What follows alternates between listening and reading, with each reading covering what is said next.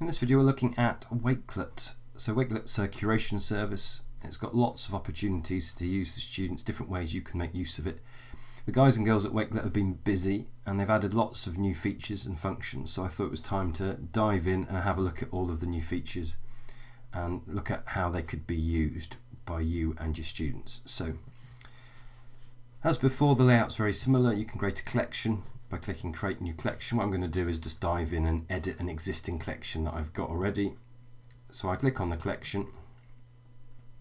Before I edit it, one of the big things that they've introduced is they now includes Immersive Reader. So Immersive Reader, for those not familiar, a Microsoft product that they've licensed out, made available to third-party providers, and it allows any text within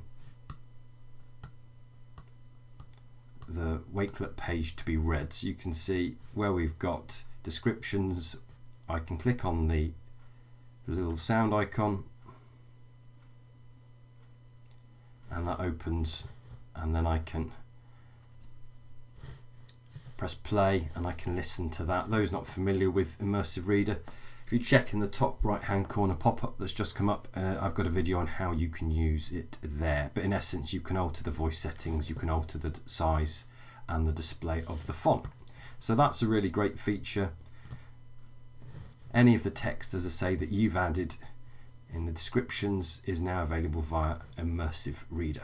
So that's one aspect. So if we edit this collection,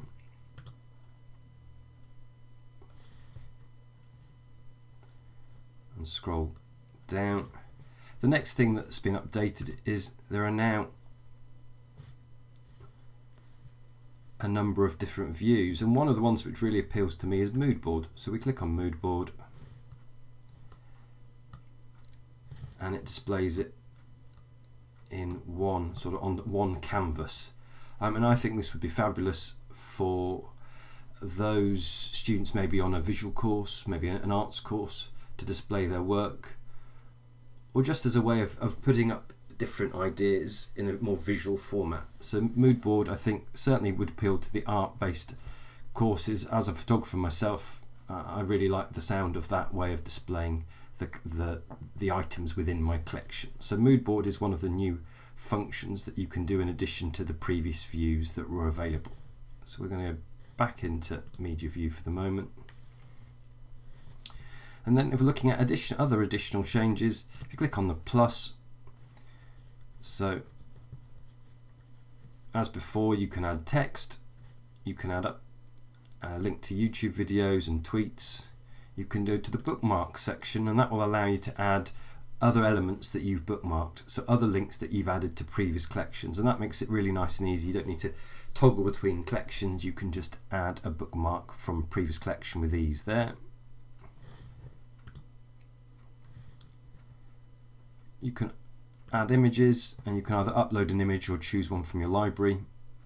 Same with the PDF. If you click on PDF, it will allow you to browse your device to find a PDF. You can access from Google Drive, and it'll ask you to authenticate. And the one that I think is great, and it's probably one of my favourite tools at the moment to use with my students, is Flipgrid Video. So you click on there, it'll get you to log in to Flipgrid, and you can add Flipgrid videos. So some great changes, just adding to the functionality of Wakelet and how it can be used.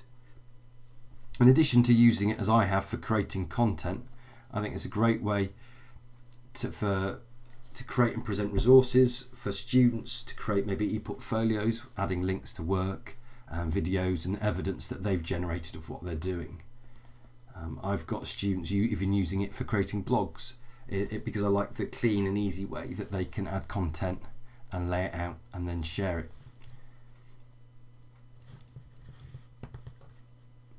And then when you finish, publish and exit, just as before.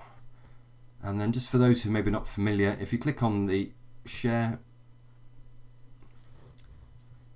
it can be shared through a variety of different ways, via a QR code, via a link. It's also now able to be added to a Microsoft team, so you can add it to a team and a Google Classroom, so that's really useful in how it's used. I actually embed them into my own website, so I use the embed code and add them to my own website.